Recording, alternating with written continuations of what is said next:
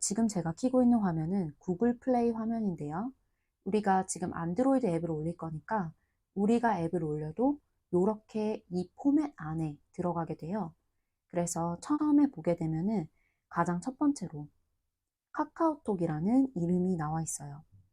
그러니까 우리도 앱을 올릴 때 우리의 앱의 이름을 지정을 해줘야겠죠. 그리고 두 번째로 카카오톡 앱을 개발한 사람의 이름이 여기에 나와 있습니다.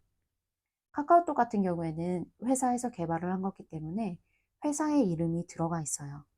그리고 또 여기에 뭐라고 나와 있냐면 이 앱은 광고가 포함되어 있고 인앱도 들어가 있다고 명시가 되어 있습니다. 이것 또한 우리가 앱을 올릴 때 플레이 콘솔이라고 하는데 그곳에서 광고를 쓰는지에 대한 정보도 공개를 해줘야지 이렇게 포함이 돼요. 그 아래로 내려오면 리뷰라는 게 있고 다운로드 그리고 만 12세 이상이라는 게 있습니다.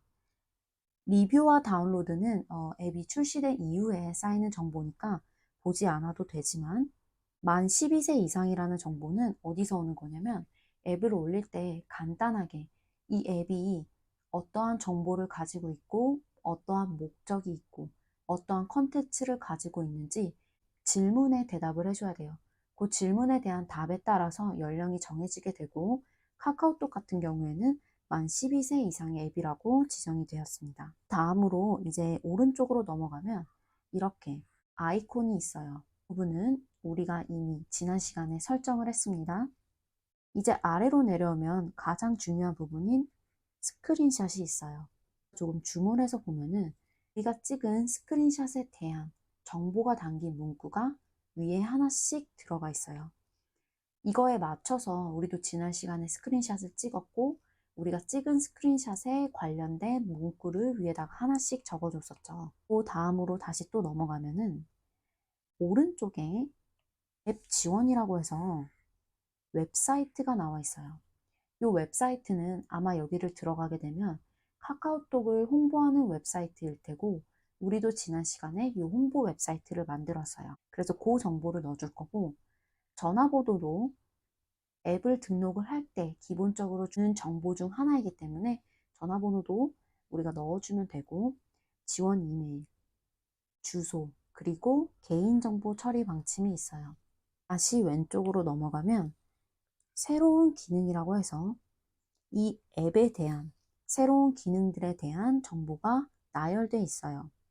그 말은 우리도 앱을 출시할 때 이 앱의 기능이 무엇인지 앱을 업데이트한다면 새로운 기능이 무엇인지 써줘야 되는 거예요.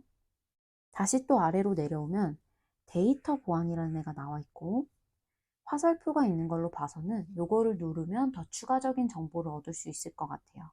아래를 보니까 이 데이터 보안이 구체적으로 어떤 건지 좀 나와 있는 것 같은데 이러한 정보들은 우리가 앱을 등록할 때 우리도 앱의 특성에 맞게 공개를 해줘야 되는 거예요.